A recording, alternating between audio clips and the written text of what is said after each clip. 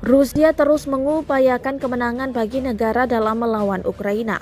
Ratusan relawan direkrut untuk memenangkan pertempuran tersebut. Pada momen pelepasan prajurit terekam kamera dan diunggah di akun Telegram Sabtu 23 April 2022. Mereka berbaris dan mendengarkan arahan langsung dari Ketua Parlemen Republik Chechnya Magomed Daudov dan Menteri Dalam Negeri Republik Chechnya Ruslan Alkhanov. Prajurit diberangkatkan dengan bus putih yang jalan beriringan. Para relawan prajurit ini sebelumnya dilatih dan menjalani pendidikan militer di Universitas Pasukan Khusus Rusia di Gudermas. Instruktur profesional mengajari mereka dasar-dasar seni bela diri. Terima kasih sudah nonton. Jangan lupa like, subscribe, dan share ya.